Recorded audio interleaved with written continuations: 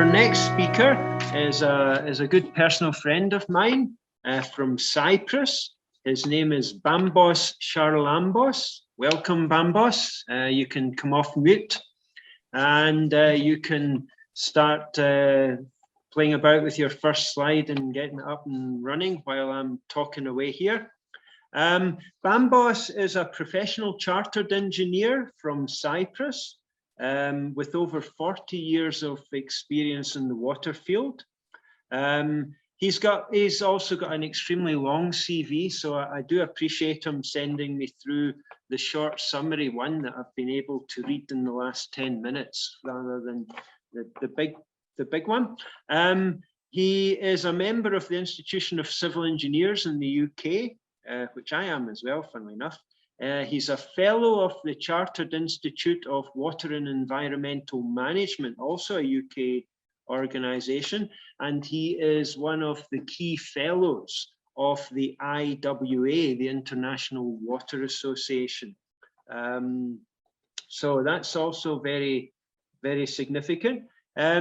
He's got 40 years of experience in urban water network management, particularly in non-revenue water, and more particularly on intermittent water supply. He has been specializing in the last few years, particularly on intermittent water supply, and has tremendous knowledge around the world of this issue, which is a growing issue, as I think he'll probably mention.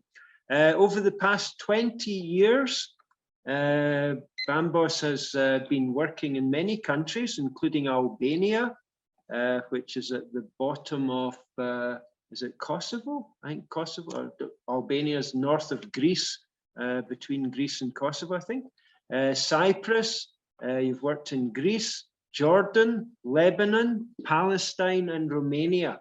So a number of countries in that part of the world.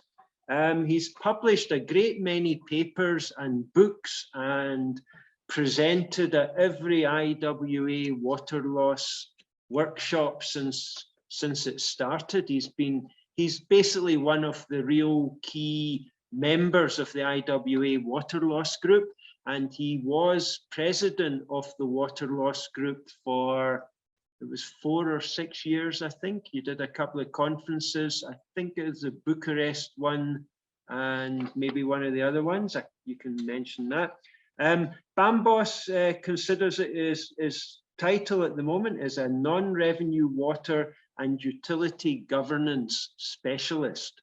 And Bambos is going to touch on the important and one of, in my view, the most critical problems facing water utilities in South Africa at the moment, which is the use of intermittent water supply.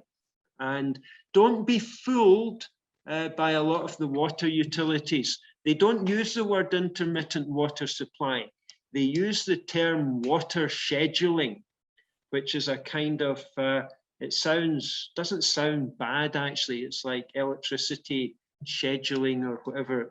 It's actually intermittent water supply is what that means. So without any further ado, Bambos, you've got about an hour and then about half an hour for questions. You can blend it any way you want. I think you'll get lots of questions from our attendees. They're definitely in a question asking mood. So it's all you. Go for it, Bambos. Let's see if the sound's working.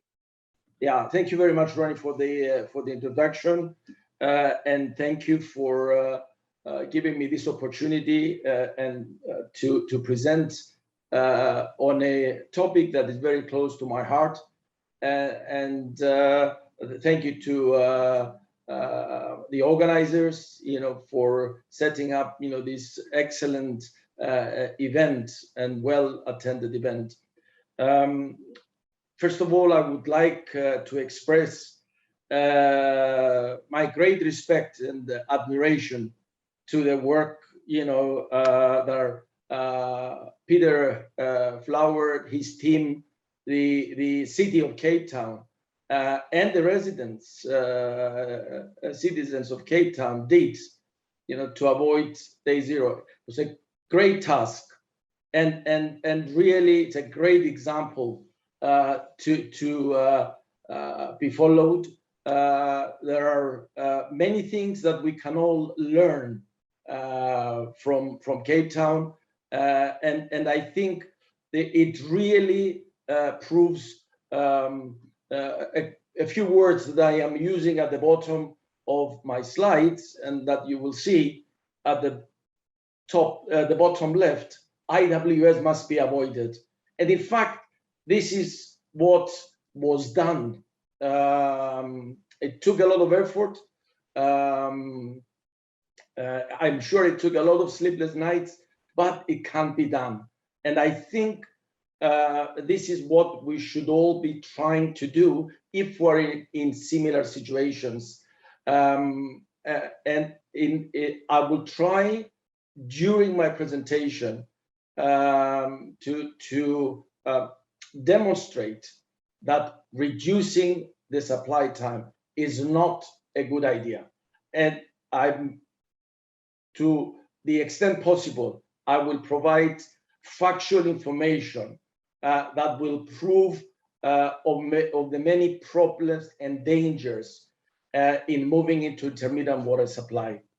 However, I always like to start my presentations with the bigger picture, put the presentation into a context, and then zoom in to the real detail, what we are trying to do. And the bigger picture for me here, it's what this slide shows: sustainable development goals. Some of you may remember previously we had the Millennium Goals, and those were the Millennium Development Goals. And then sometime during 2010 and a little bit later, the UN came up with the 2030 agenda, 17 goals for sustainable development. And why 2030 agenda? They said, right, by 2030, countries around the world, they will have to make progress and really move towards sustainable development. And this progress will be monitored through a total of 169 targets. Huge task. And of course, decisions were taken, in a place what we call, the United Nations Assembly, and this is where we get all these decisions that they later filter down into the countries and even filter further down, for other people to implement. One of them, SDG number 6, clean water and sanitation. Okay, they don't really tell us, how we're going to do this. They tell us, what they're expecting of us, or generally of the countries and the people that they will implement this. But clean water and sanitation by the year 2030. If one looks very carefully at the 17 SDGs, in addition to the specific SDG 6, which deals with clean water and sanitation, there are other SDGs that inherently water and sanitation is there. But since we're talking about water, let's stick to water. For instance, number 2, zero hunger. Well, to reach zero hunger, we need water. If there is no water, how can we grow crops, etc., etc.? How can we have good health, which is number 3? So in moving forward, with all this, water is a key issue, and this was highlighted by the United Nations, and it was adopted in September 2015. Why am I pressing this? Why am I starting my presentation with the sustainable goals? Well, simply because what we are discussing here today, intermittent water supply, it's a big issue in actually meeting SDG 6. And in particular, target 6.1, which is the drinking water. And what does it say? Improved drinking water source. What does it mean, improved? It means that we must have piped water into a dwelling, either yard or plot or public taps or standpipes, somehow to have water available to the people. That water to be located on premises or nearby, available when needed. That's again something that we need to think in the context of IWS and free from contamination. And we will see how IWS is affected in this respect.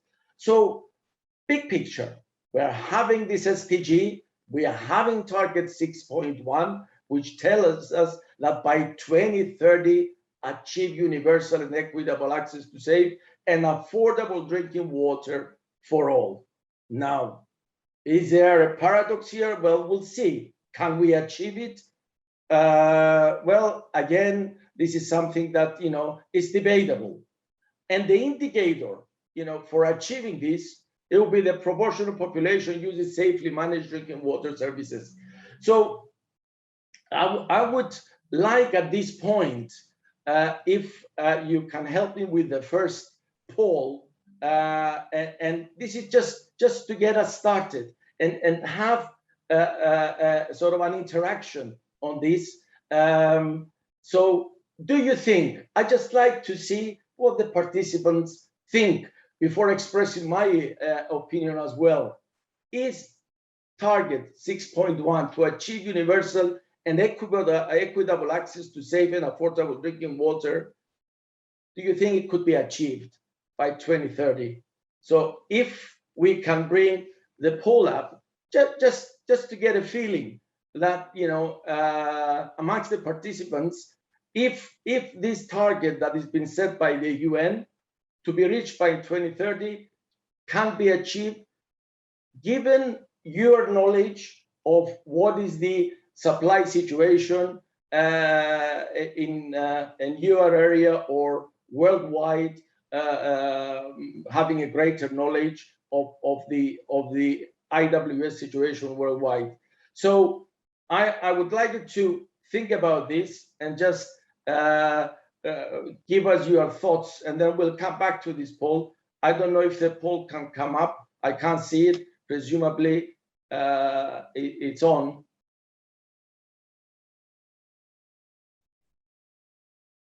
Now, I would, whilst you're answering the poll, I'm not quite sure, if the poll is available, and when the results are available, please let me know. I will continue, however, with the IWS situation, and to give you some of my thoughts on the global issue of the intermittent water supply situation. So it's not something that just affects one country or one region. It is a bigger problem. In my view, it's a worldwide problem. But let's define what is IWS. Bambos, Yes. sorry to interrupt you there. I don't think that poll was able to be answered, so we'll have to. I don't know what happened there on. Oh, here's a poll. Yep, we've got the poll up now. This is the poll. Yeah, but okay. So give it a couple of seconds, Bambos, to let people answer it, and then they'll give you. Well, in that case, they can answer also question 2, which comes further down, and I think I can't see poll number 3, so that we can put up later in the presentation. The third one's at the bottom, so people can answer them. Oh, there we've got the answers. There we go. Great. There we go.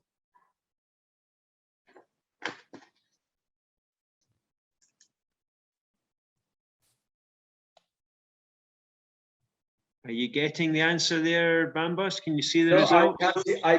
I can only see the poll, so I don't see the answer. I can tell you the answer. The answer to your first one is that 80% of the people do not think target 6.1 can be achieved. 20% think it can.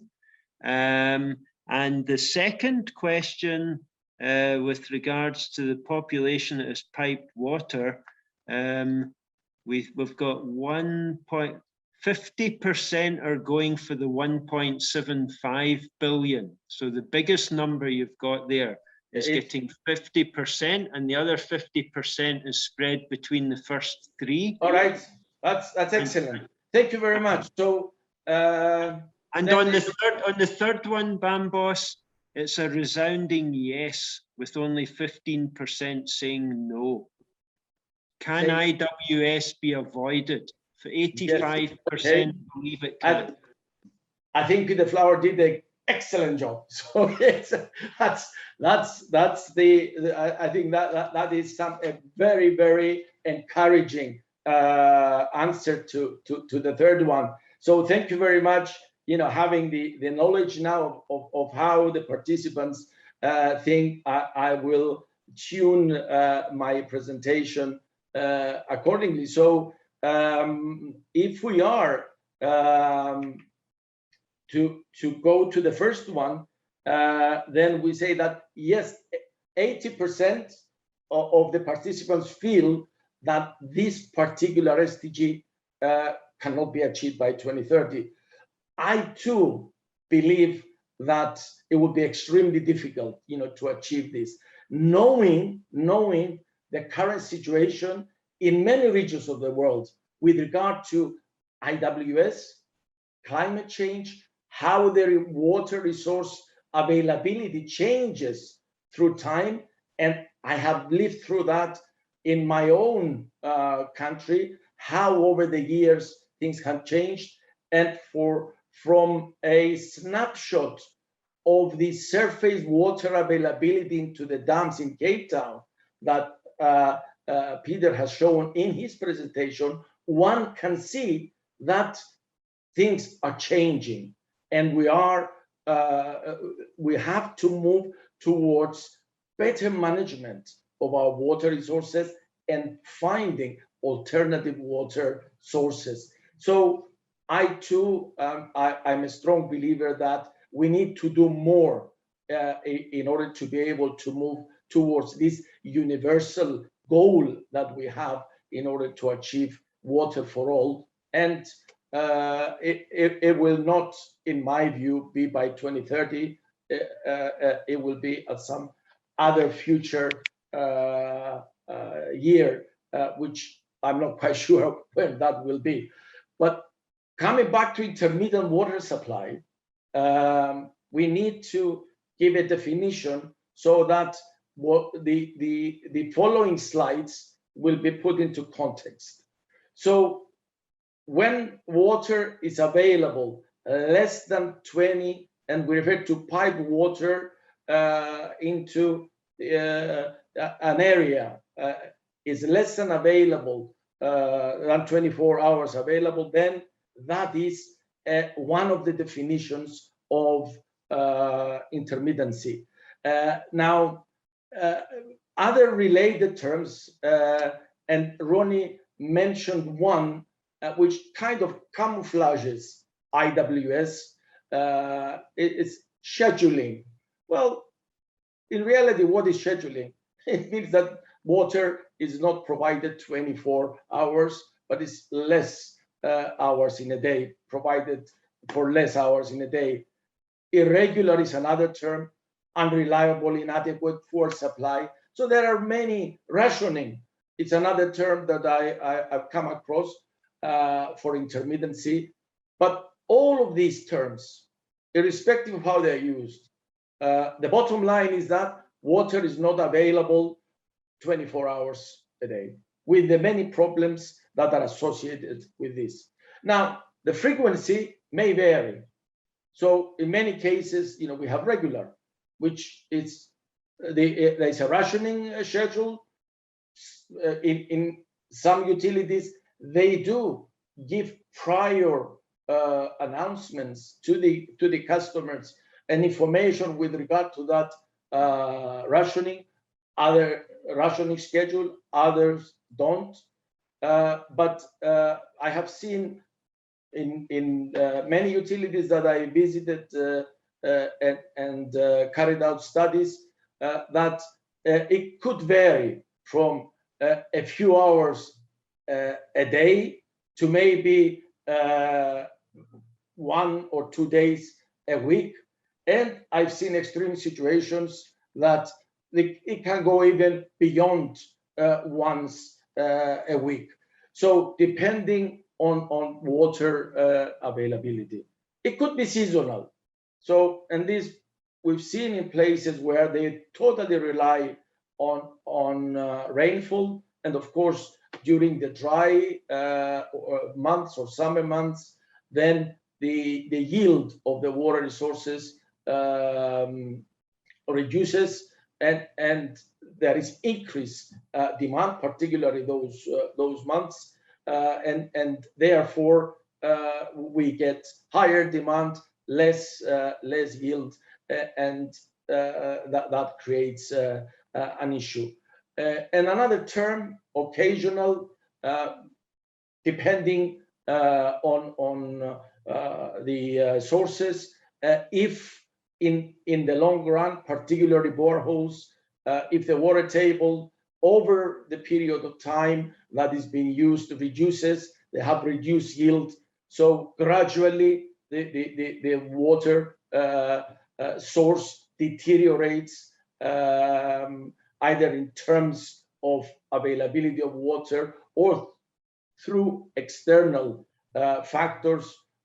Sometimes developments in the vicinity take place that could potentially damage the quality of the water. It has to be noted that intermittency does not relate to either a schedule interruption or fixing of a leak in an emergency situation, and water is cut off for a few hours in order to be able to fix that leak. So that's not included in the definition of intermittent water supply. So having set the scene, what is intermittency and what is the frequency of intermittency, I would like to give you a snapshot of IWS around the world. And this is a very general, if you like, slide, but it gives you a feeling of the regions around the world that are basically suffering from intermittency and to what extent. Of course, Middle East and North Africa comes top. And generally, one can say that about 75% of the population suffer from intermittent water supply. In Africa, the figures that I've come across, it's estimated that about 30% of the urban water supplies operate intermittently. And again, I'm stressing urban water supplies, not referring to rural. In Asia, again, there we have an issue. Approximately 50% of the reticulation systems, they operate intermittently. And if we zoom in to South Asia, India, Pakistan, Bangladesh, a little bit north of that, Nepal, these countries, they practically have all cities on intermittency.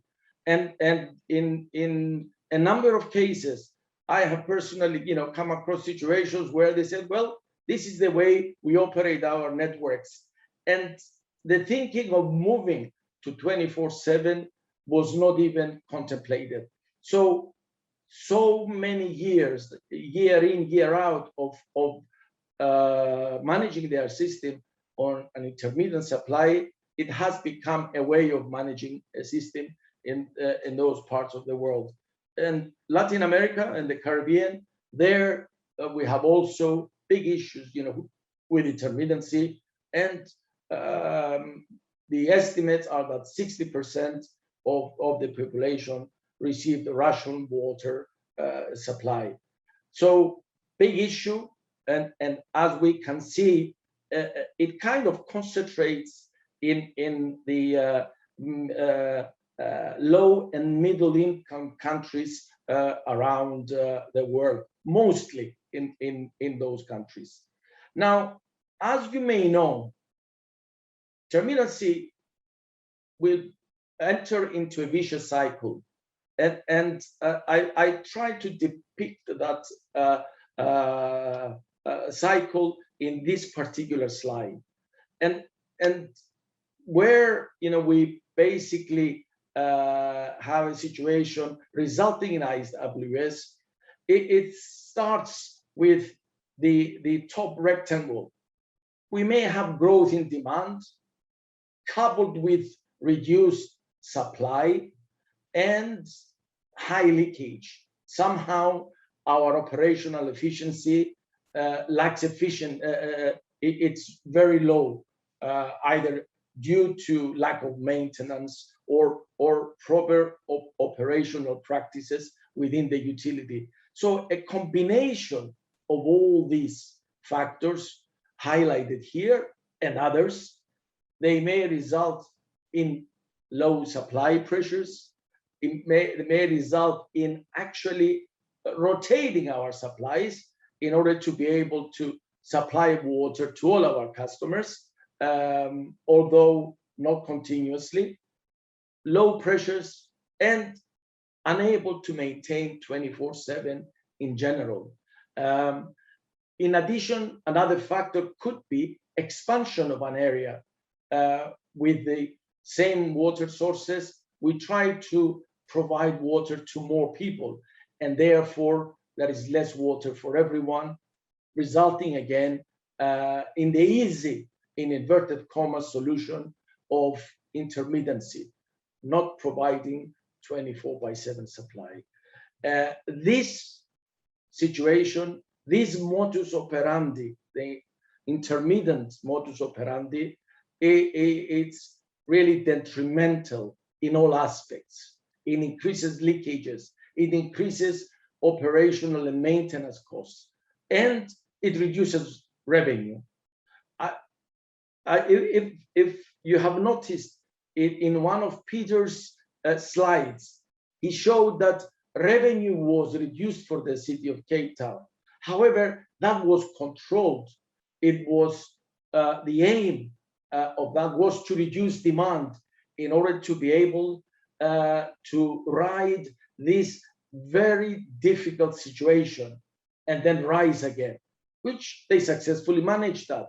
But in this particular case where we have intermittency, the reduced revenue is permanent, is not controlled. Therefore, at the end of the day, there is less money into the utility. They cannot afford to do any proper operation and maintenance activities, and they are unable at the end of the day to rectify this situation. And this becomes a vicious cycle at the end of the day. The longer it goes on, the worse it gets. And hopefully through the slides that it will follow, you will be able to see some of the detrimental effects of this vicious cycle of intermittent water supply.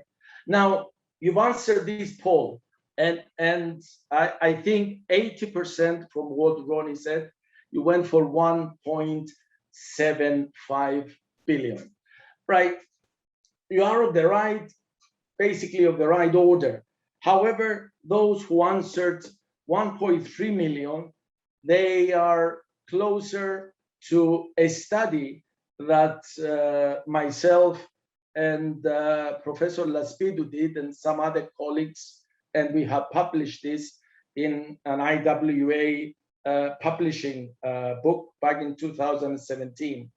Of course, this was based on a research that we did on information available in publications, the internet, etc. So it's an approximate figure, 1.3 billion. It could be slightly different, but it gives a kind of a mark as to where the problem lies. And at the time when we did this study, the world population was reported as being 7.3 billion. And in high-income countries, it was close to 1.1 billion. So it was assumed that in these high-income countries, with pipe water on premises, with no intermittency, we couldn't find any references published that there was a case of intermittency in any one of these countries. Therefore, it leaves the low and middle income countries with 6.4 billion people. Now, out of this figure of 6.4, half of it, 3.2, there are reports, evidence that they have piped water on premises. So from this 3.2, 1.3 billion, they are suffering from intermittent water supply. Therefore, it's a huge number. It's not just a few million. It goes into billions. So that is a huge issue. And having this number in mind, then, and thinking back to the original slide in the presentation with regard to meeting the 2030 agenda and SDG 6, yeah, we kind of feel, and most of us do feel like this, well, it's not a task that we can meet by 2030 to have universal water supply of clean and healthy water for every person on this planet. It's a huge task that we have ahead of us. I would like to put the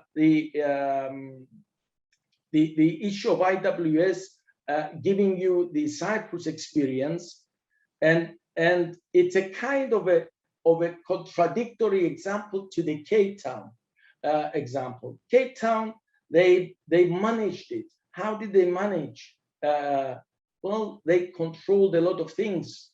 Operationally, the network, huge effort on demand management, and that played a big role.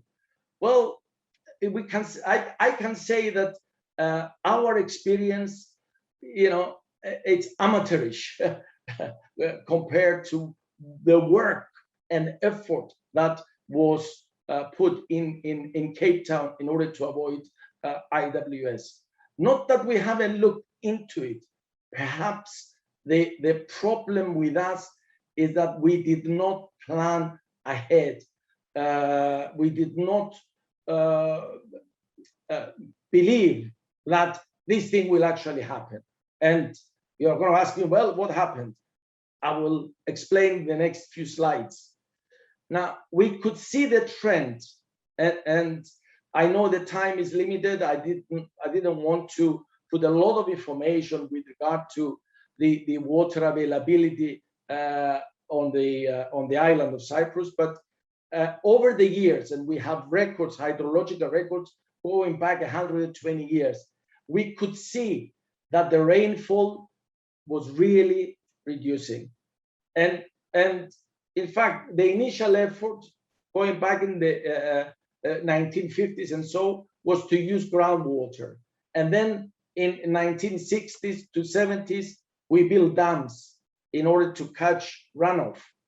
And that was okay as long as it rained.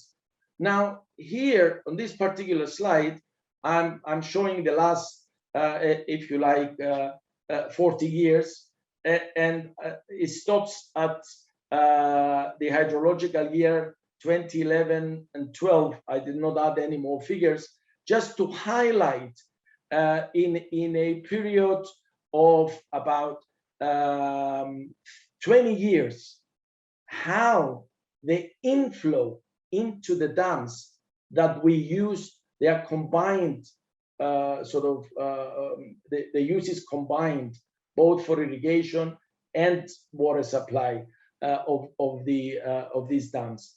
You can see these are million cubic meters per hydrological year going into this into the dams that we have in Cyprus. So you can see clearly here the great variation in the inflow into the dam, which reflects the rainfall pattern, and you clearly see the drought periods.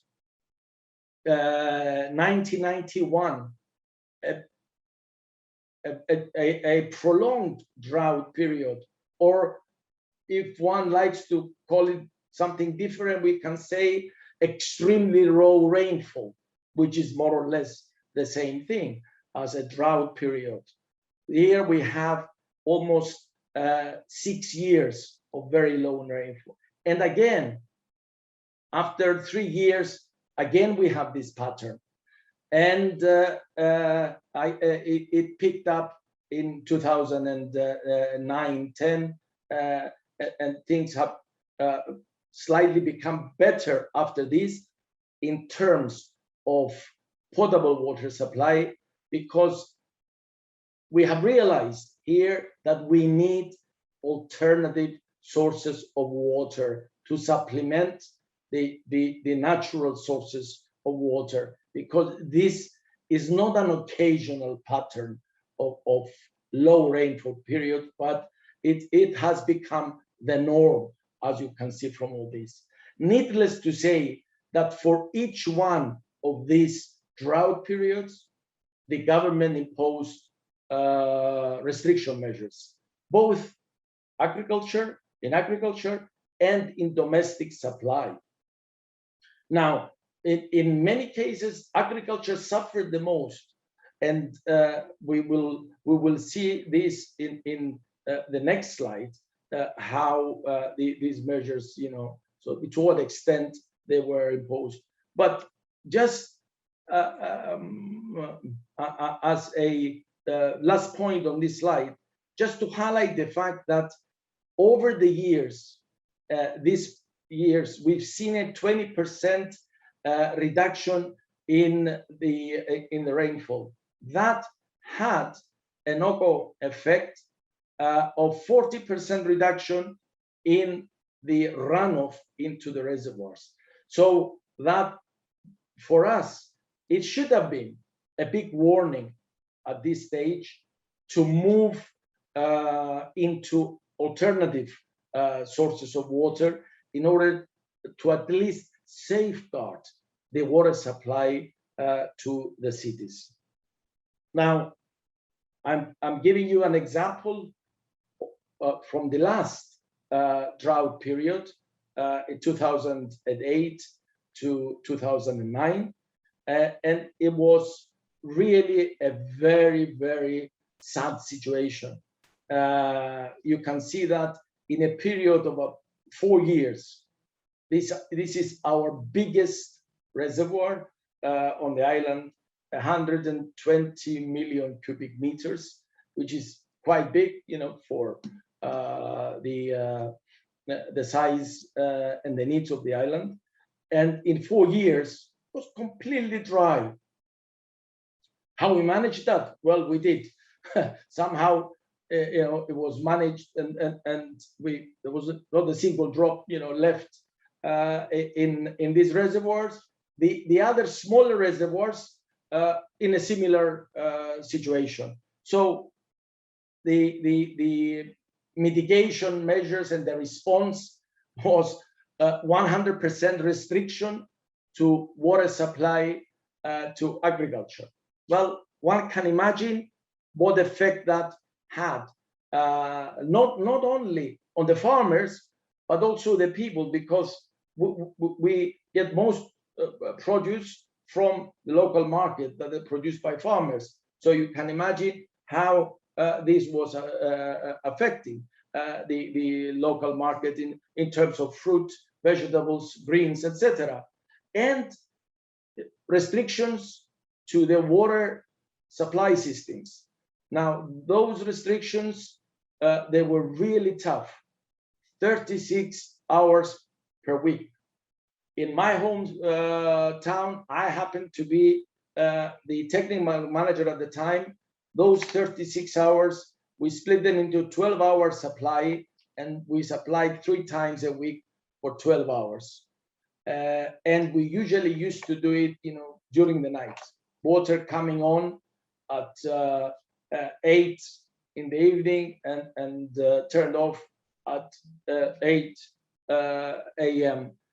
Not a pleasant situation, bringing a lot of problems with it. So at the end of all this, my hometown, it did not have any alternative water sources. And what was the result? Panic. Temporary desalination plants, they couldn't be constructed within a very short period of time. So the government looked for alternative solutions. And the alternative solution which was applied was to bring water in tankers from Athens in Greece. Now, you can imagine it's a distance of about 1,000 kilometers. It takes about 36 hours for a tanker to arrive from Athens to my hometown in Limassol. Now, undersea pipelines had to be constructed. A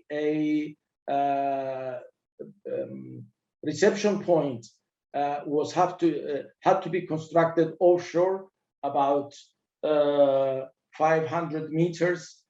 That the sea depth was sufficient to take the tankers, and there were 8 tankers at any one time moving to and from Limassol and filling up and emptying. Now, look at this task. It started in August 2008. It went on for 8 months. An average supply, the tankers varied in capacity. The average was 35,000 cubic meters. This is how much water we were getting to the city every day, provided the tanker arrived in time. And sometimes we did have delays. Now, the cost, $8 per cubic meter. I think Peter mentioned something about desalination figures, 40 Rand. I think the highest figure I seem to recall was 50 Rand per cubic meter, which it's far, far less than this cost. So it's an example to be avoided for sure. And this is where I strongly felt that the evidence must really be put forward to everyone, that reduction in water sources must not be met by intermittent water supply, but through other measures. Cape Town is one excellent example of how we manage the demand, how we manage our network through pressure management, leakage control, and so on, but also to plan ahead and to see, how we're going to manage increased demand and diminishing water availability.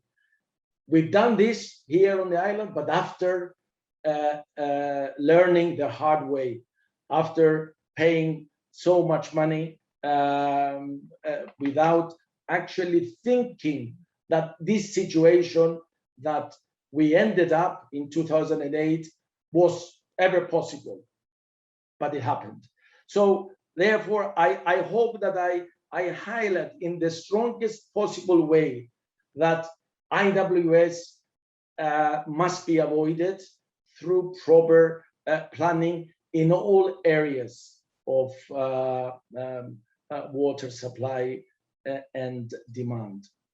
Now, going into the next session, having given you this introduction of how important it is to avoid IWS and plan ahead so that we don't end up in such situations, I put together 10 reasons as to why IWS must be avoided.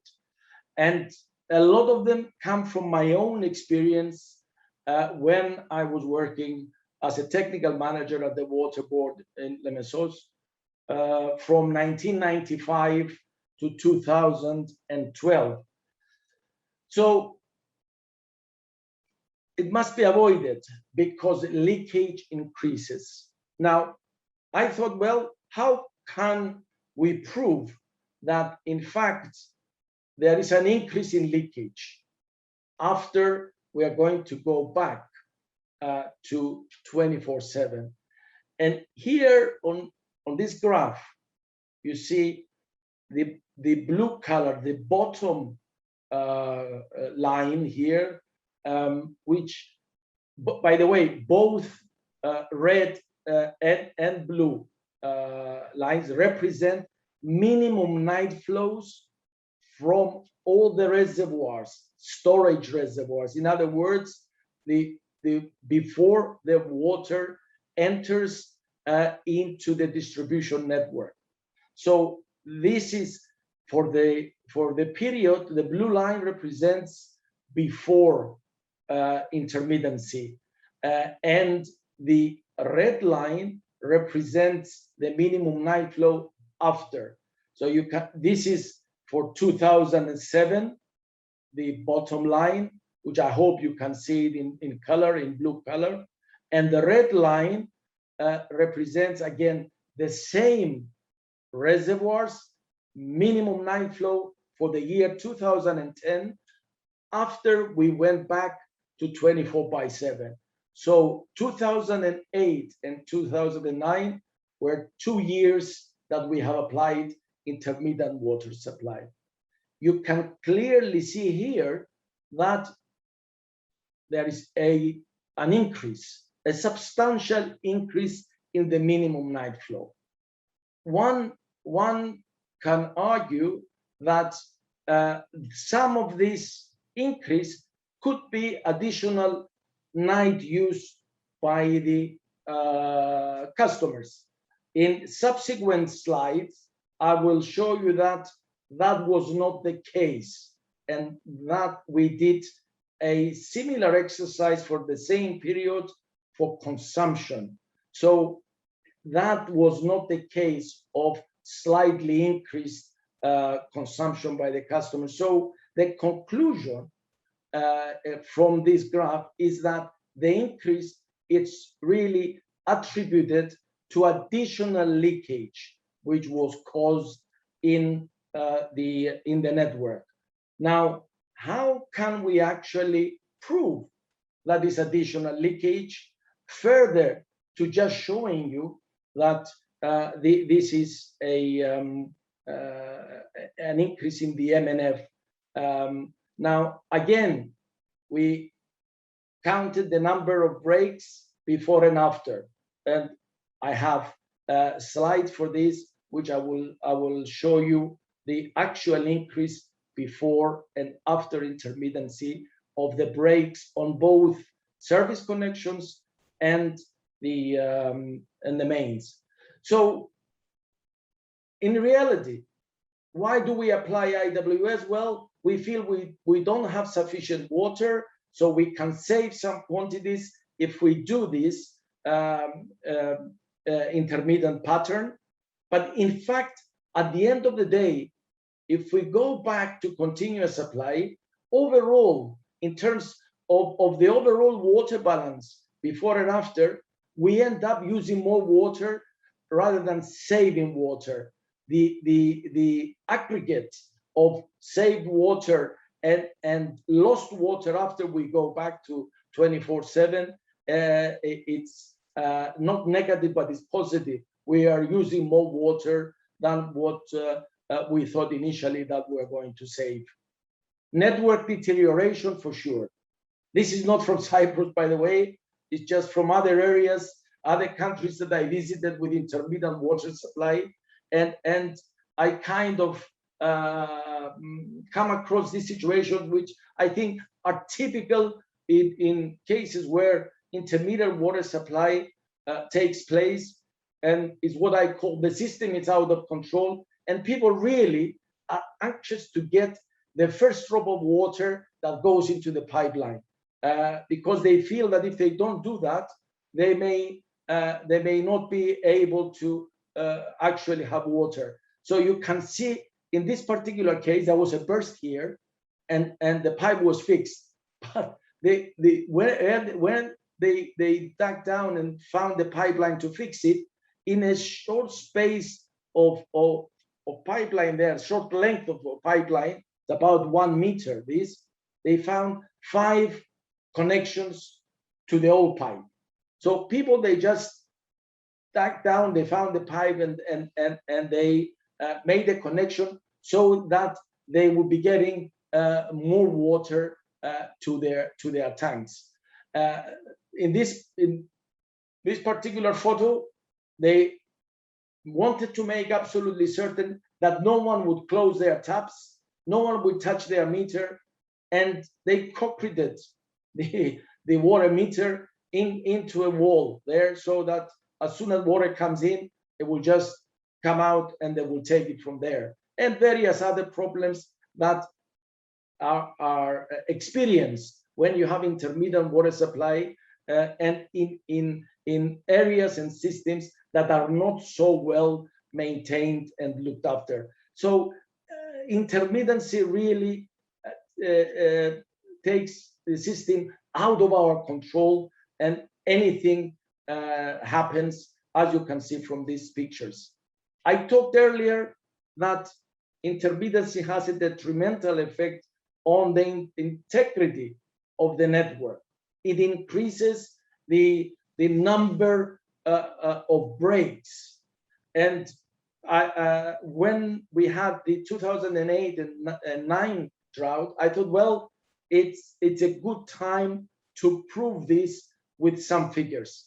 And the result of this study we did it on 20 DMAs, 45% of the total length of network at the time in my utility.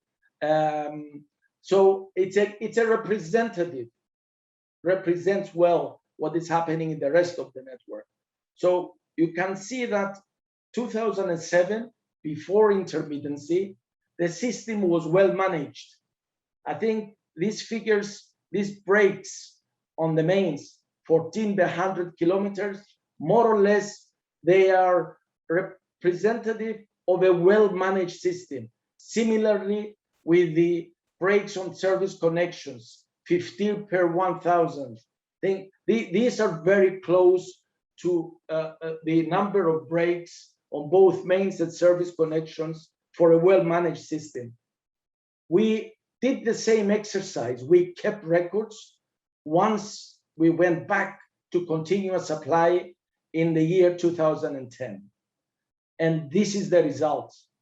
It increased tremendously on the mains. And I think there is a logical explanation why the increase in mains was twice as much as the increase in the service connections. So on the service connections, it's doubled. It went up by 100%, and 3 times on the mains. So it increased by 200%. Why the mains higher than the connections? because the mains took the main buttering, emptying the mains and refilling the mains. So that created tremendous stresses and strains in the pipes. And any minor leak became a burst.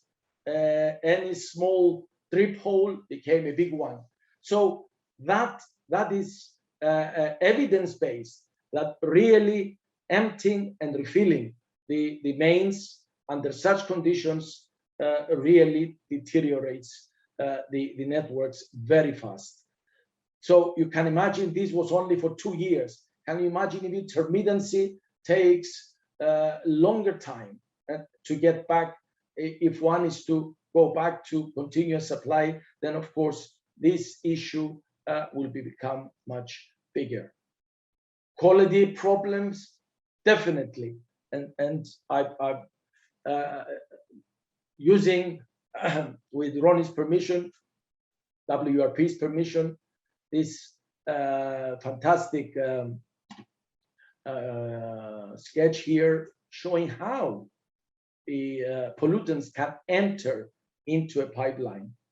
And to the right, it's an example of a major city in the Middle East, and I don't want to refer to which one it is, but it shows again, it's evidence-based, the problems that one can have in terms of waterborne diseases when the system is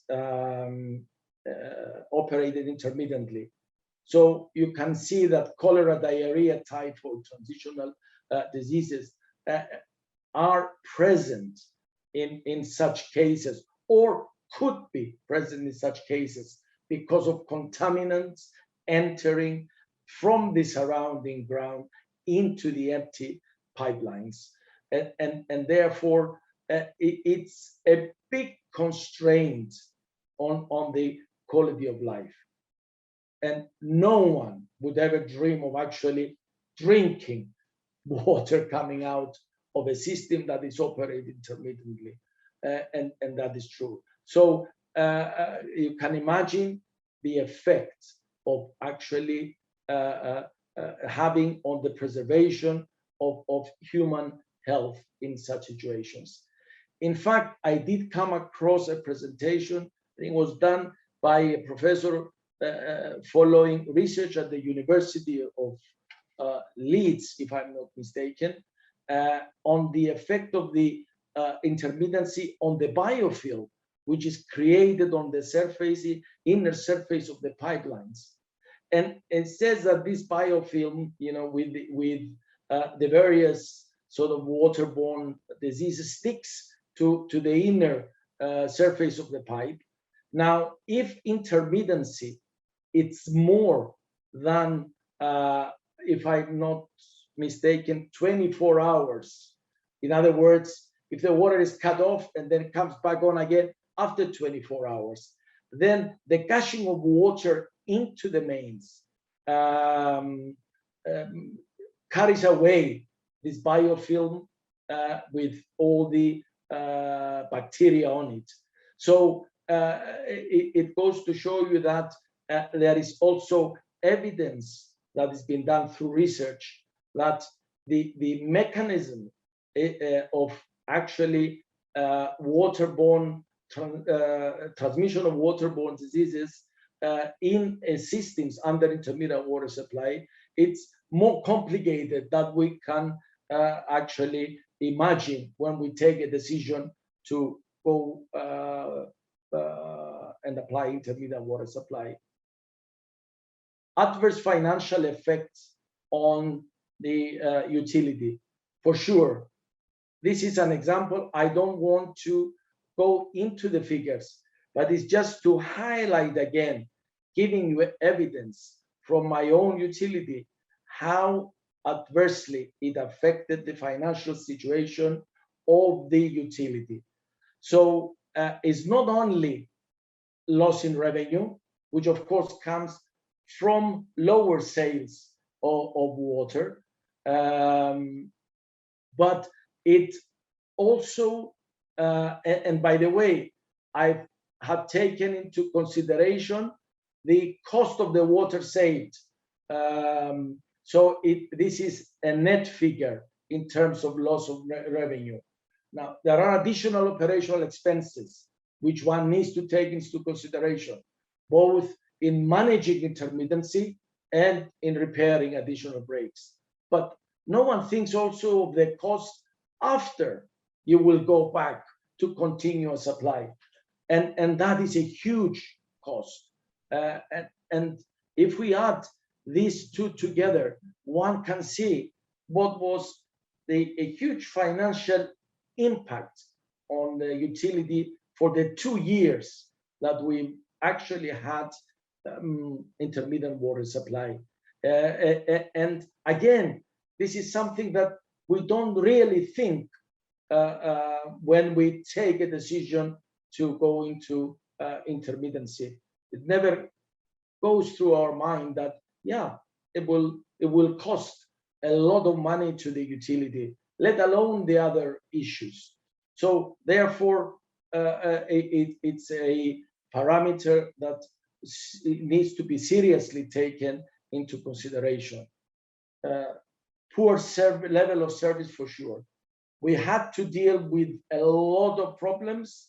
I just highlighted 3 major points of customer dissatisfaction. No matter how many air valves we put into the system, again, the air from the reticulation system had to come out somewhere. And some of it definitely was coming out from the service connections through the meter. So we had a lot of issues, with high consumptions and, in fact, registering air. And there were lots of problems, with bills, and we had to deal with this. It was a nightmare, in order to be able to resolve all these disgruntled customers. Low pressures, particularly at the high areas, again, it was an issue. The high elevation areas, they were the last to get, and they get the minimum volume of water. So in a number of situations, maybe we had to supplement this with water tankers and just take water and provide them, because we couldn't keep the system on for a longer period in order to supply these high areas, with sufficient water to the customers that they didn't get enough water. So again, a major problem. Water quality, we just covered that. We did have a lot of issues with that, and basically all through the 2 years of intermittency, we had lots of complaints. I did not want to clutter this particular slide with putting number of complaints, etc. But I just want to give you the message that it does really affect enormously, what we call customers. And basically, the idea is to keep our customers happy. Now, the customers, they do find ways of trying to manage the intermittency. Now, depending on their financial status, they would go into all sorts of solutions. And these are pictures that I've taken from traveling around the world and seeing the different ways of managing intermittent water supply. Sort of from having huge storage with chlorination and booster pumps, to a simplified form of boosting the water to the roof tanks from their ground tanks where water is collected, in order to simulate 24/7 to their households. And the most simplified way of managing it is to put a suction pump after the meter, trying to get as much water out of the mains as possible. And you can see that if one customer does it, then all of them will do it. So in a way, in this particular case, a lot of people, these people have the financial means of simulating 24/7. There are many areas around the world that they cannot do this. They just take a bucket and they wait there, at the tap when the water comes, just to fill their bucket for their immediate needs, let alone storing water to simulate 24/7. So there is great, if I can say, inequity in actually providing a service to the customers of the utility. And this is another major issue that IWS brings to the surface. Now, it has been proven that it is an ineffective demand management measure. And I borrowed this from a very good friend of mine from Bangalore, India, Anand Jalakam. Again, it's a great guy. He's also a guy, with many years of experience. And as Ronnie would say, with a 40-page CV, he has done a lot of work in India and other countries around the world on intermittent water supply. This particular project was in the state of Karnataka in India, in 3 cities.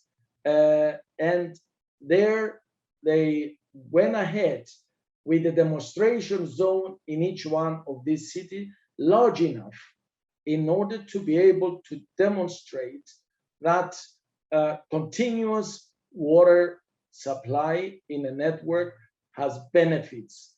Also, for both customers and the utility. And here are the results. The figures that are shown here, they are the water input into the distribution system, including losses, network losses, in liters per capita per day. The red figures are in non-demonstration zones in the network as it is normally managed, and the lower bars are in the demonstration zones where the network was fixed, connections replaced, leaks fixed, pipes replaced to the extent possible, and leakage and pressure managed. And one can see that it's almost 50% less water used in the demonstration zones compared to the water that is input into the network under intermittent water supply. So the myth that, well, if we go and to intermittency, we use less water, it's not correct. We have evidence that this is not the case. And what I'm saying is that under control conditions, the water that is put into the network, it's in total far less than we do with intermittent water supply. Here in this particular slide, it's evidence that the system in my water utility, the Water Board of Lemesos, during the intermittent water supply period of 2008 and 9, basically resulted the additional water that I showed you in the first slide, based on the minimum night flow graph. Here it's also shown in terms of system input volume and customer consumption. Now, in 2007, this is our baseline for both system input volume and customer consumption. 2008 and 9 are the 2 years that we applied intermittent water supply. We have calculated that in the first year, we had 17.5% less water into the system. build volume, we only had 9.2. So we can see that the difference here between the two, approximately 8.3%, it was due to reduced leakage. The system was in very good shape in 2007. Obviously, we had it operating less hours, so therefore, some of the water saved, it was because of less hours operation, less water leaked from the network. Now we go to 2009, after 2 years of intermittency, actually operating the system under intermittent water supply, we can see that we saved 9.1%. So we, in terms of system input volume, we put in less 9.1%. Consumption pattern stayed more or less the same, 8.9% reduction. More or less the two figures match.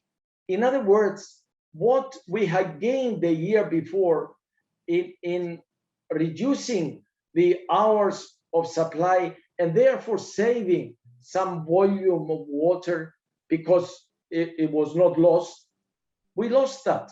We lost that volume of the first year that we saved in the second year. Why? Because of the increased breaks in the network that I've shown you in earlier slide. So in other words, intermittency definitely, it's been proven in my mind that has absolute detrimental effect on the network. More breaks for sure, and more water leaks even during the supply time under intermittency. Going back to 24/7, we can see that we had to put 12.8%. The year immediately after the 2 years of intermittency, we put about 13% more water into the network in order to be able to come back to what was the normal consumption of our customers, 1% less, but I would say more or less the same consumption. So this 12% or 13% definitely relates to the water loss through the additional breaks. And lastly, I would always use this. Honestly, it took us about 1 hour to take a decision how we are going to put the system into intermittency, which valves we're going to close after the reservoirs, this, that, the other, work out a rotational plan, etc. But it takes, as I say, years to reverse it. So definitely in my books, it will not ever be a solution to apply unless it's absolutely there's no other way that it can be done. But definitely, I think there are lots of other things that can be done before that. You also applied this, I think, and most of you, they said that, yes, it can be avoided. And I'm glad you did, I think 80%, it can be avoided, provided we have reasonable.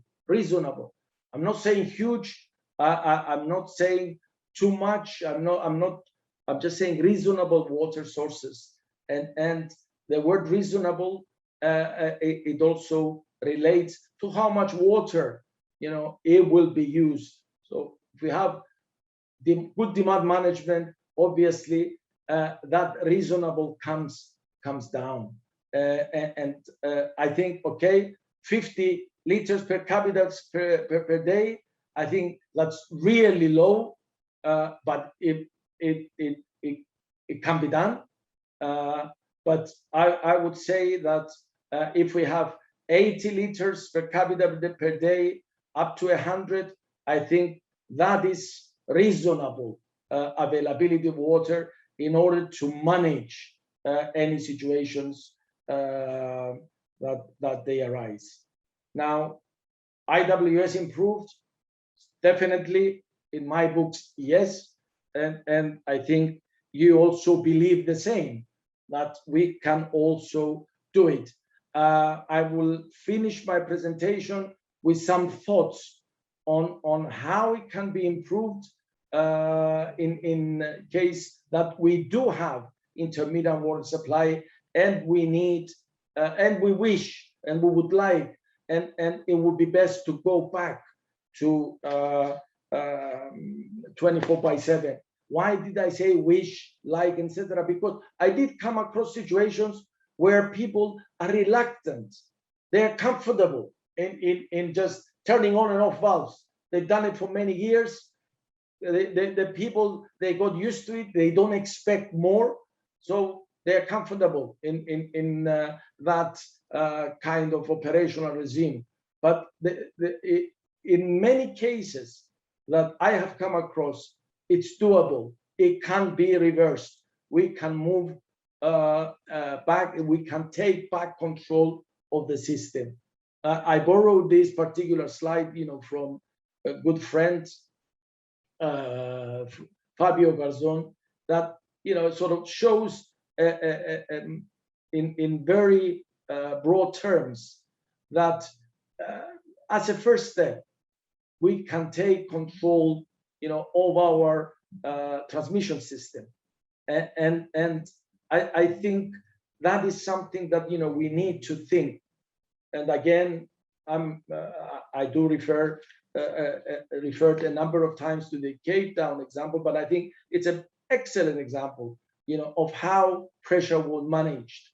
And we have the means, we have the technology, we can do it. We can manage pressures without actually emptying the network and then having the need to refill the network, without actually having to push the network to its limit, rather than having a peak factor of 1.2 or 1.5 in terms of demand. We push it to 4 or 5 in get the water into the network in a very short period of time. So take back control, and we can do that gradually. And over the years, I put some thoughts down as to how it could be transitioned. I'm not going to go into it in any detail, but it can be done, and there are a number of examples now around the world that they have done, or they are moving in that direction of actually assessing the IWS situation, executing, and then sustaining. And that's each one of these steps. It's extremely important in order to be able to move forward in a sustainable manner, and then maintain the gains of efficiency that we have once we complete this very huge task. Some sort of thoughts on the transition. We cannot do it all in once. It needs to be done in stages. And the most important thing is to take control of the transmission system, to know what is being done. If we try to do all of the system at once, it would be an impossible task. We need to take a small bite at a time and chew it, secure it, and then move on to the next one. So the transmission system, from what the sources are, could be wells, could be treatment plants, it would be any other source of water, to the storage reservoirs. Take control of that, and know what is happening in the system. Reservoir levels, pressure deviations, daily flow balances, etc. So once you take control of that, you need to maintain it. If we don't, then it will go back to where it was.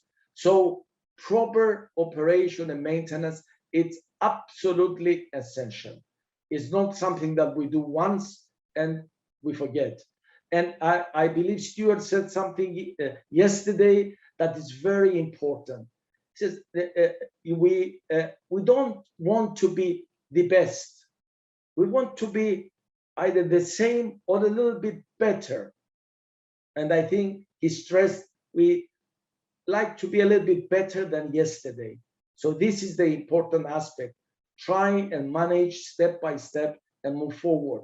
So once we take control of our transmission network, then again, we move slowly and we take control of the distribution network through the means of metering, pressure management, DMAs, reducing leakage, and maintaining it, and move on to the next one. So step by step in order to be able to do it. Otherwise, it will not work. So it's a phased approach. And I say that in the majority of cases, at least in my experience, this can be done. It can be applied, this phased approach, and actually reach a situation where we can have a post-transition situation, that we have a system that is well managed, well monitored, pressures, trends, measurements, and we know exactly what is happening in our network at any one time, and we can take actions and prioritize these actions as we see best. Therefore, monitoring, proper operation and maintenance in order to keep our system sustainable and at an acceptable level of leakage. By doing this, we can also plan ahead, and we can also plan our water resources that are needed in the future. So both transmission and distribution network to be taken under control. Intermittency, I always say that the system does whatever it likes. The system, it's out of control. So we need to bring it back under our control. And I'm finishing with an example from a DMA in a network that was for years under intermittent water supply. Now, this is a graph, and you can see these are the notes that we have been taken during the whole process of actually going through the transition from intermittent water supply to continuous water supply. It was applied for 17 hours every 48 hours. And the volume supplied was 4,600 cubic meters. In total, it was given over a period of 17 hours, and then the valves shut off, and then again, starting the same thing at the start of the next 48 hours. So this graph, it depicts in cubic meters per hour the supply into the DMA. So one can say that on average, the daily input was 2,300 cubic meters. As we know, what will happen if we put a system that has been for a number of years under intermittency into continuous supply? We need more water. That's why I've said in the previous slides that we need a phased approach. We cannot just put the whole system to under 24/7 simply because we don't have sufficient water. So we need to do it gradually, save water, and then use that saved water to put the next DMA or couple of DMAs or 3 DMAs under intermittent water supply. So in order to establish 24/7, it was important that the utility repaired customer side leaks. There were lots of customer side leaks. So for a period of about 5 weeks, the utility in this particular DMA with 850 service connections, 12 kilometers of mains, a small DMA. After all, it was a case study, and we tried to prove that this is doable, the transitioning from 24/7 to continuous supply with using more or less the same volume of water. However, initially, we needed a lot more. 1,300 cubic meters more. So it went up to 3,600 cubic meters per day. Pressure was 5 bar. Customer side leaks were fixed. So the next step was to do leak repair and pressure reduction. Now, leak repair, it was done on the visual leaks. No active leakage control to try and find hidden leaks, visual leaks. And of course, pressure reduction. It's been highlighted throughout this summit that pressure reduction is really a great tool in reducing leakage. Pressure was halved, 2.5 bar. 9 weeks it took in order to fix leaks and manage the network, stabilize the network. The gain was 600 cubic meters. So it went down to 3,000 cubic meters. But still, the average daily was 2,300. So here, the target was to see whether we could bring this DMA to continuous supply, but with the same volume of water that was used under intermittent water supply. So we felt that we need more pressure reduction and to move into active leakage control, which was done in the following weeks. After this, pressure was dropped and active leakage control took place in order to find the fixed leaks.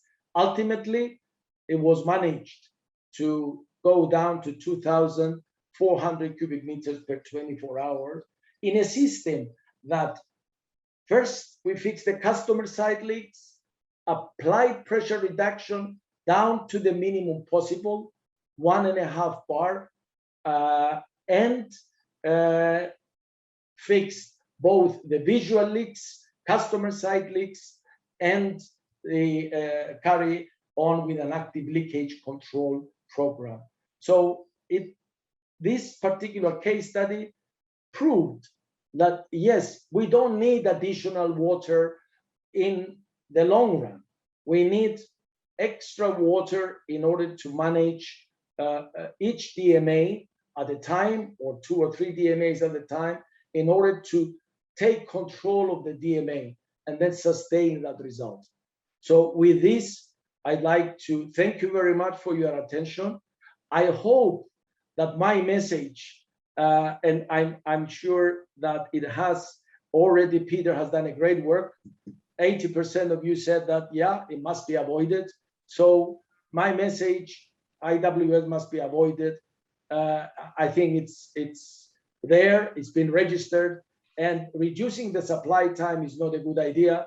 I'm sure, through the presentation, I think I have managed to some extent to convince some of you that really it's not a good idea. Thank you very much for your attention. Okay, thank you, Bambos. That was a wonderful presentation as always.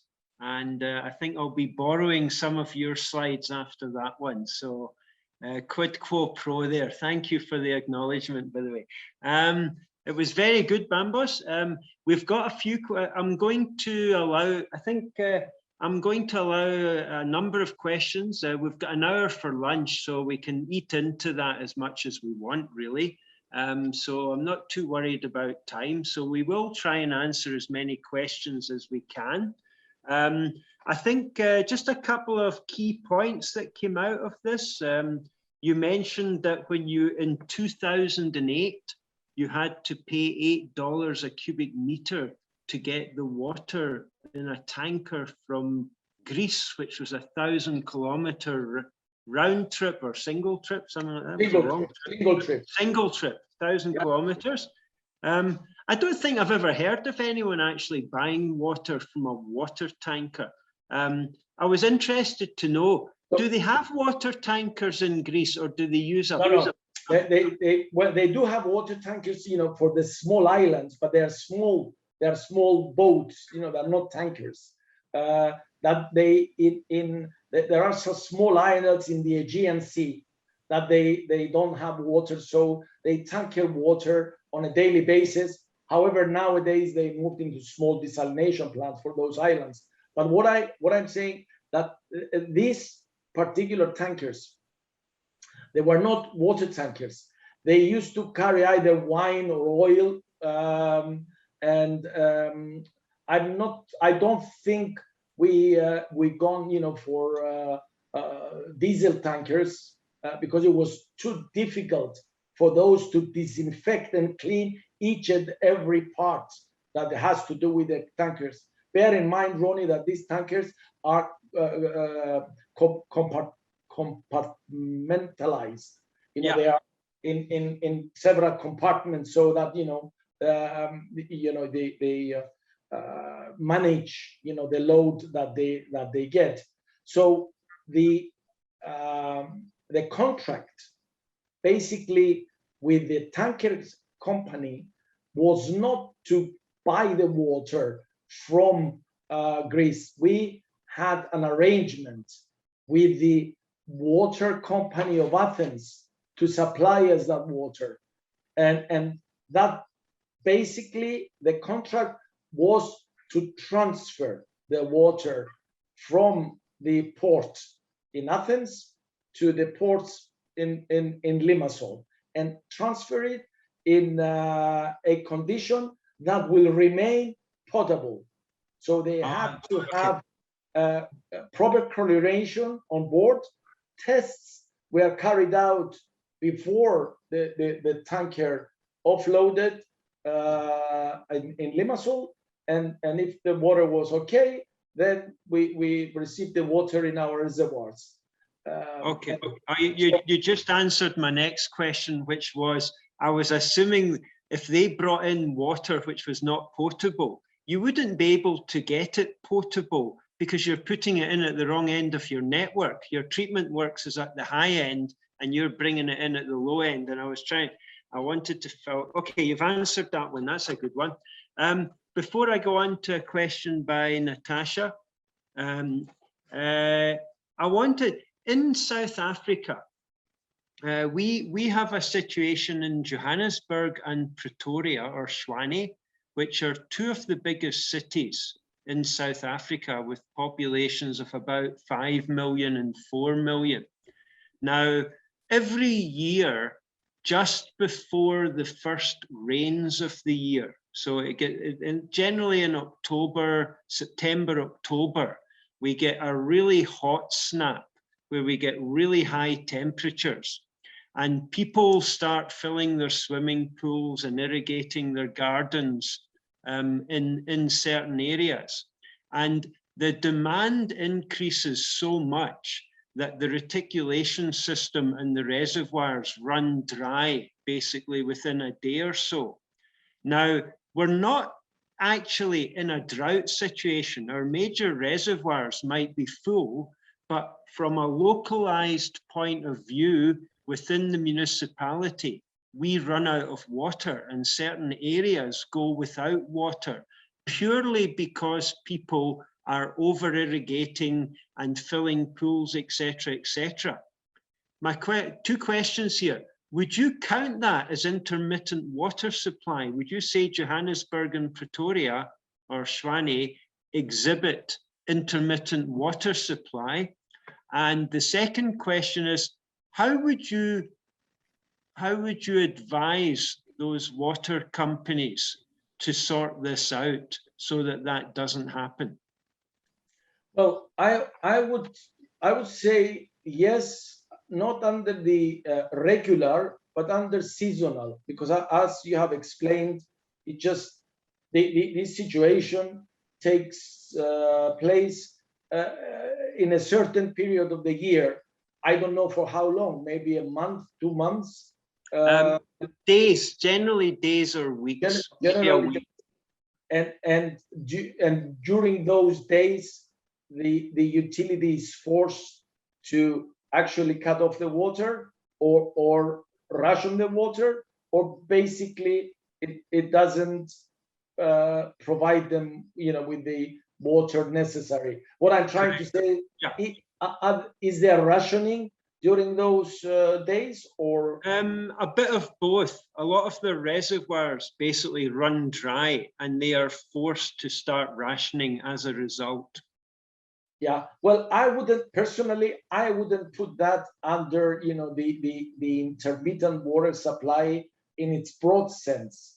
But if we zoom in to this situation, yes, it results in intermittency, temporary intermittency, being over a very short period of time.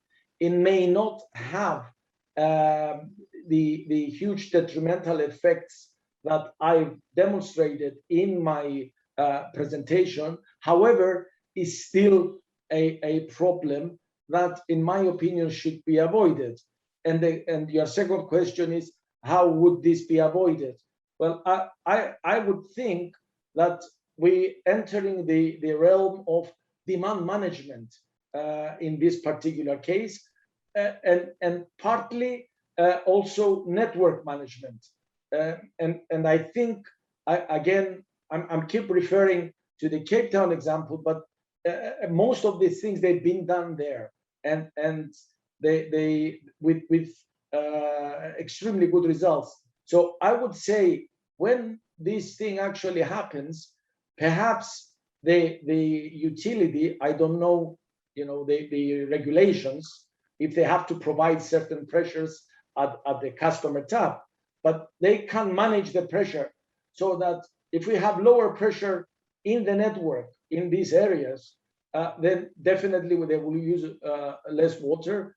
Of course, through customer awareness, and tariff structures are again another tool.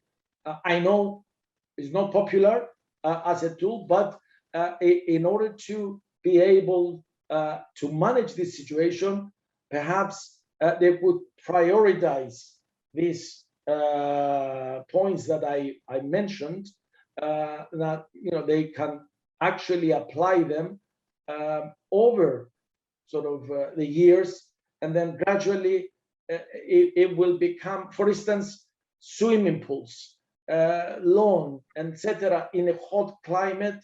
Well, okay, they're nice to have, but if we don't have water, we have to understand as customers, as users, that, you know, we can do without. Now, if we do want to have a swimming pool, and if we do want to have grass, then we'll pay for the water. And by the way, I've seen, you know, Peter's graph, you know, for the various levels in terms of tariffs. And then as the level goes higher, the tariff goes very high. But in our case, we did apply a steep tariff beyond what we think it's a reasonable consumption for a household. So on average, above 1 cubic meter per day use, then the tariff goes to €5 per cubic meter. So if you wish to fill your swimming pool every day, well, that will cost you a lot. So I think that's about, just for everyone, that's 80 Rand a cubic meter. So you want to use a swimming pool, you fill with 80 Rand a cubic meter. Or find alternative source. You may buy it from a water tanker at the cheaper cost. But if you do want, then, you know, you pay it. And I think, at least in Limassol, I know, you know, from a comparison we did of aerial photography, the number of pools in various houses getting less and less. Okay, brilliant. Bambos, I see there's lots of questions coming in here, so I'm going to start firing them off at you. If you can bat them off as quick as you can, then we'll get through more. Nyasha has mentioned a great presentation, Bambos. I remember reading many of your research papers when I was doing my thesis on the effect of intermittent water supply. During my research, the effects on water supply, water quality, one of the key findings was contaminant ingression into the potable water distribution system.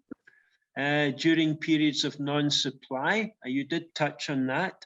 The question is, what can be done to minimize external material or fluids from entering the water distribution networks? I think you've probably answered that, but maybe just to summarize it again. Well, for Nyasha. Yeah, basically, if the network is empty, there isn't much we can do. I think maintaining minimum pressure in the networks and this will help not only in avoiding ingress from outside into the pipe, but would also avoid a lot of other issues. It will minimize the amount of water that would be lost through leakage because the pressure will be extremely low, but also it will avoid additional breaks and deterioration of the network, simply because we will not have the refill cycle. So maintaining the network full at extremely low, at the minimum pressures, I think that will solve the problem of ingress of foreign matter into the pipes. Okay, thank you, Bambos. This is a question I'll answer. It's from Pearl. May I ask, to be sure, when you talk of customer side leakage, are you referring to private internal household leakage? I think on that one, I think we're referring to two types of leakage, both the internal household leakage as well as the leakage after the customer meter on the pipe before it goes into the house. Yeah. So there's the two. So there's the internal plumbing, which in South Africa we can pick up because it goes into the sewer system. So you can tell whether it's internal plumbing.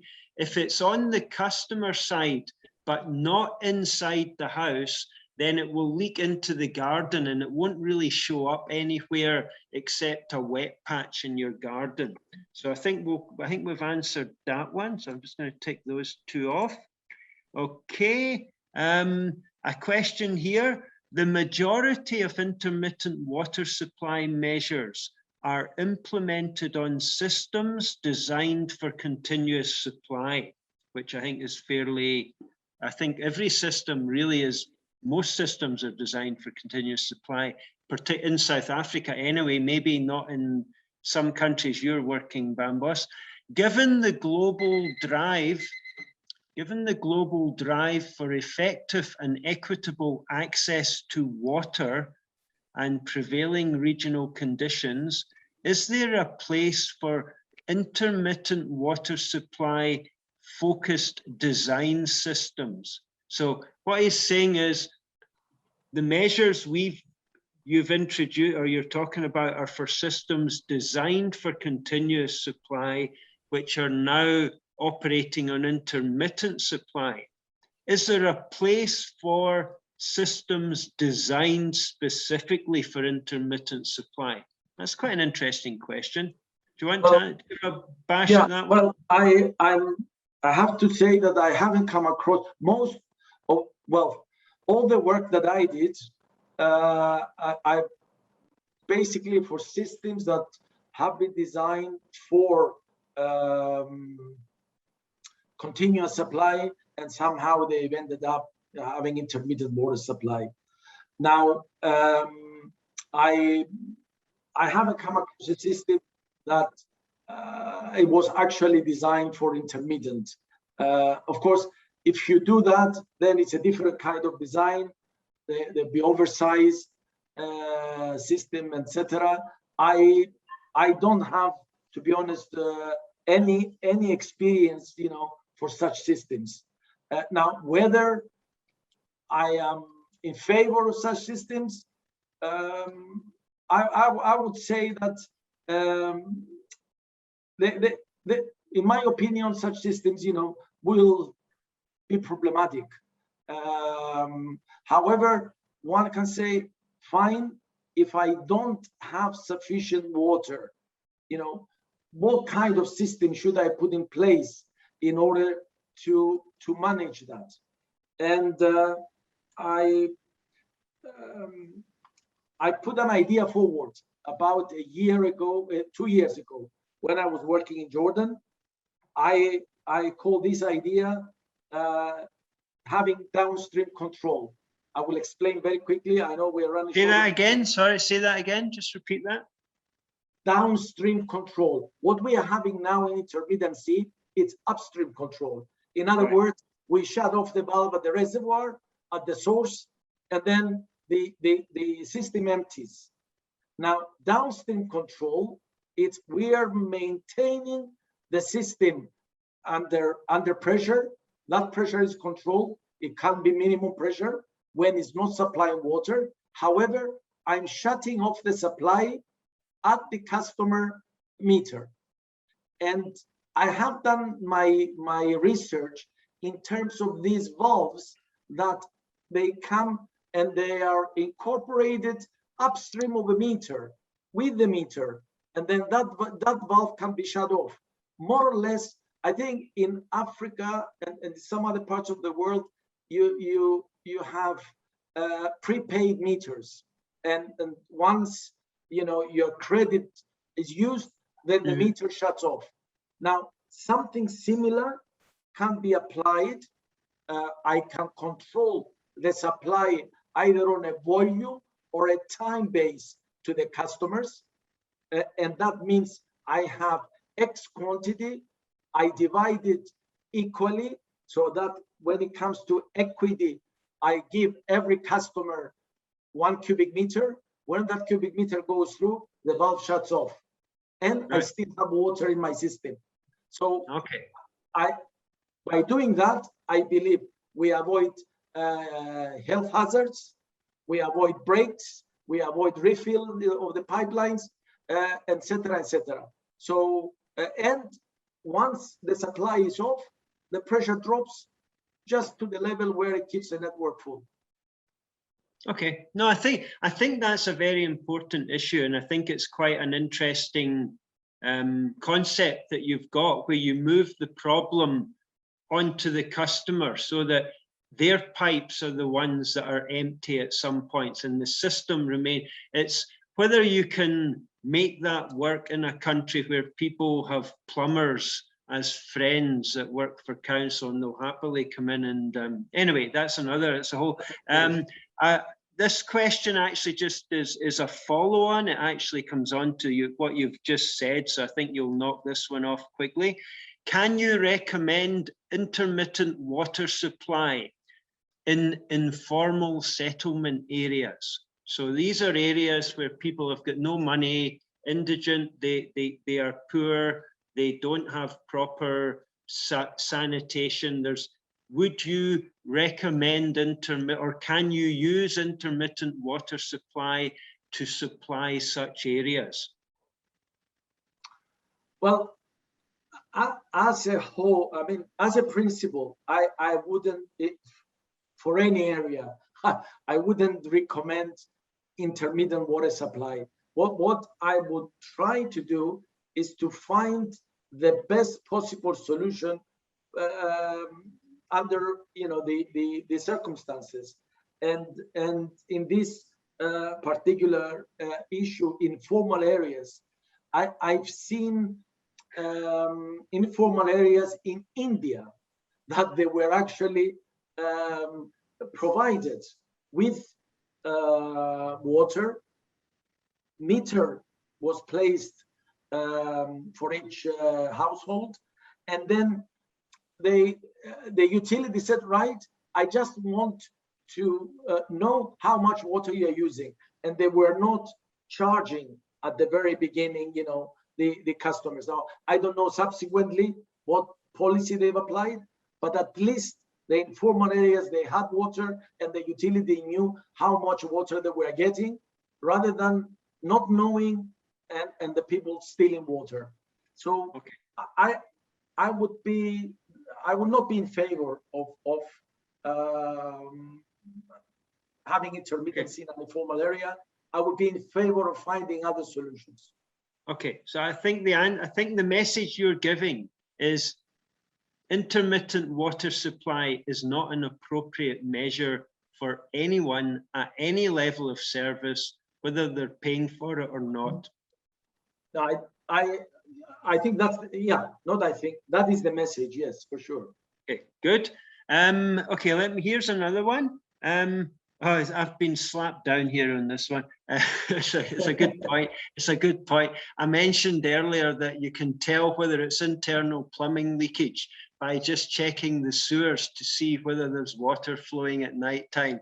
And unfortunately, a person, I don't know whether it's a lady or a gentleman, is pointed out it's difficult to tell in, I think it's Buffalo City Municipal Metro, if it's internal plumbing leakage or not, as there are so many blockages in the sewer system. So, okay, thank you for, okay, point taken, point taken. Okay, apart from installation of pressure reducing valves to reduce and manage pressure in the system, what other cost-effective measures can be used to reduce system pressure? Would you like to have a stab at that one? Apart from pressure reducing valves. So if you don't have pressure reducing valves in your system, what else can you do to reduce pressure? Well, I think zoning is one aspect. If you don't have, if you divide your system into zones based on elevations, then obviously you manage. And I'm referring now to gravity-fed systems, not pump systems. So dividing network into pressure zones and then into smaller zones, DMAs, then that would give you, to some extent, pressure control. Maybe not absolute, but it will give you, yeah.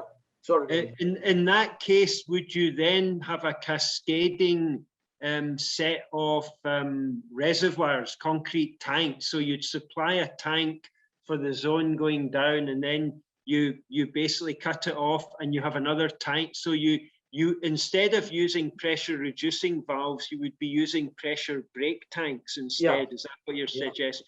Yes, that's okay. That's what we used to do in the past before we had pressure reducing valves. All right, okay, that's a good one. I've got, let's just see, I think, various parts. Oh yeah, here's a question. This is a nice one. This is mine actually. It's a really good one. You've provided some figures of the extent of intermittent water supply in various parts of the world, where you had, I think it was 7.9 billion people, of which 0.9 billion have actually got a good supply, and then 3 billion have got, so it's like most of the world really doesn't have a great supply of water. And you've also indicated on your very first slide that the United Nations have come out with a policy of eradicating poor water to the whole world by 2030. My question to you is, from your experience worldwide, is the incidence of intermittent water supply increasing, or is it getting less? From my experience, is not getting less. Now, okay. I think that is my experience. I don't have figures to back that up. However, over the last 20 years that I've been working in this area, still in many parts of the world, and still in specifically utilities that I've been working in, they do have intermittent water supply. And to go a step further, the example that I showed at the end of my presentation, it's in a utility in the Middle East. Although there is evidence that it can be done, they still have intermittent water supply. So I don't know. It seems that it's very it's very slow, this process of moving forward.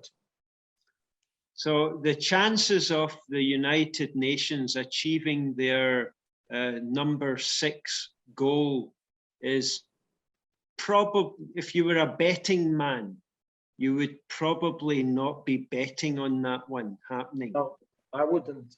No, not one rand. Yeah, okay. I know you're not a betting man, Bambos, but just to, hypothetically speaking, had you been. Okay, no, I think it's highly unlikely.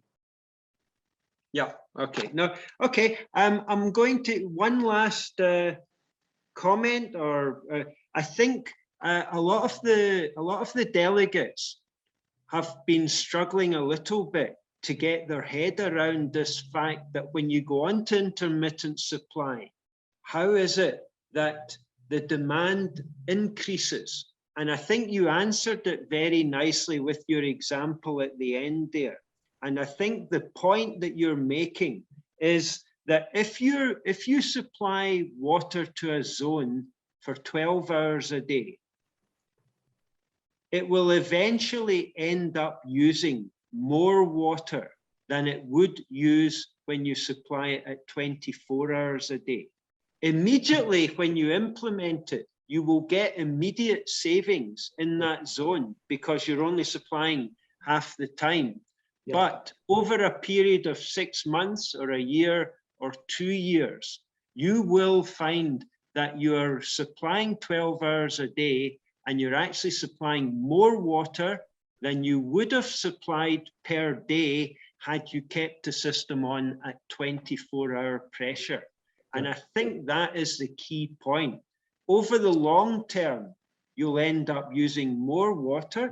In the short term, you can get a quick saving, but it's not sustainable. I think that's the key message that you've given. That is the message. In the short term, you get the benefit of a system in good operational condition, because you reduce the number of hours of supply.